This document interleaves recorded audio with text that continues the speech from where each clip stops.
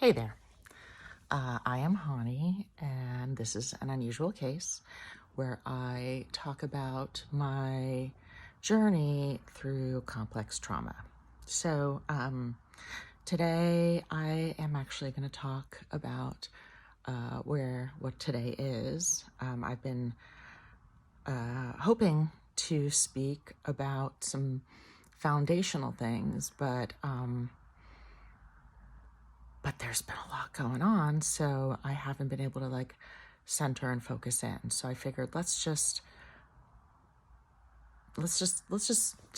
be where I am. Let's meet myself where I am. And so where I am is that let's see. Let's talk about today's date, which I'm actually not sure of what the actual date is. It's Monday. It's October 2025. For me, it is October 8th. It is the day after October 7th, 2023, finally. And again, I was hoping to put out a lot more foundational stuff, but here we are. So where does this meet? Where do I meet this moment specifically in the complex trauma journey? It is a clarifying moment for me, and it is very full on the trauma side. It has been incredibly impactful to witness, and I am so thankful to the Israeli government for inviting us into this, letting us see the preparations for the return of the hostages, the preparations for their traumatized bodies and their traumatized spirits, their traumatized nervous system. So I guess if I look at this through the lens, for me, of my own unusual case, it gives me the opportunity to share a little of my background, of being, how today is very much tied into my epigenetic trauma and early childhood experiences being raised among a lot of Holocaust survivors and a lot of stories of my family that did not survive. Obviously, many more people who did not survive in my family than those who did. We consider ourselves to be very lucky. My father was born in hiding in 1944 in Holland, in Naarden. And so, for me personally, lens of trauma,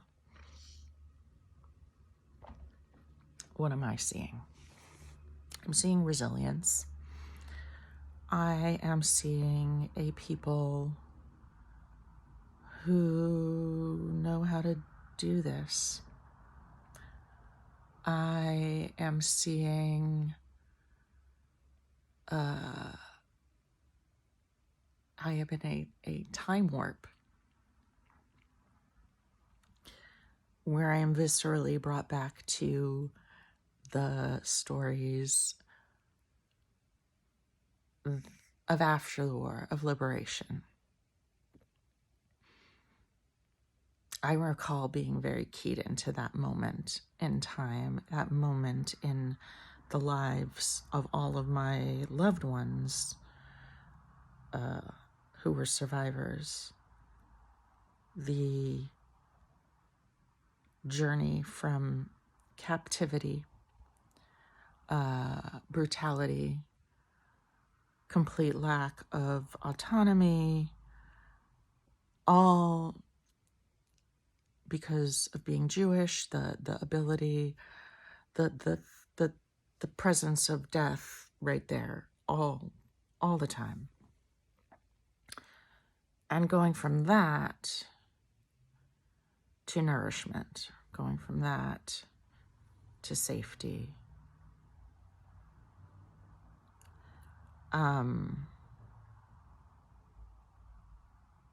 So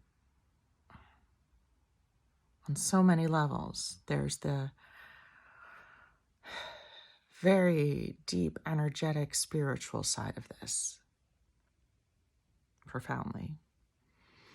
Then there's the intellectual curiosity of this, of like, God, what I would give to be a person who is capable of helping to guide someone back to safety, that journey back to safety.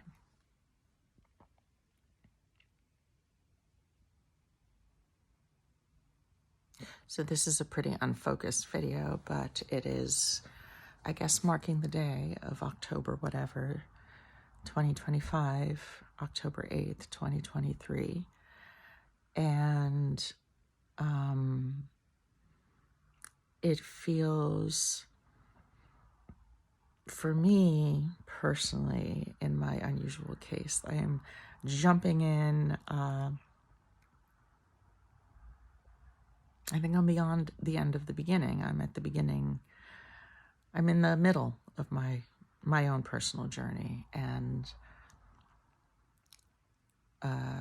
October 7th, froze time, and I feel it unfreezing. And I am so grateful to be Jewish. I am so grateful for my Jewish community. I am so grateful for my epigenetic resilience. Ooh, I love that. Okay, by the way, as I talked, you see this thing right here? Right there? That's my dimple. I'm gonna, just anyone who's following this, that's my Tabak Spender dimple. Tabak Spender was my paternal grandmother's maiden name. So on that side of the family, we have a dimple on the right cheek. My brother has it too.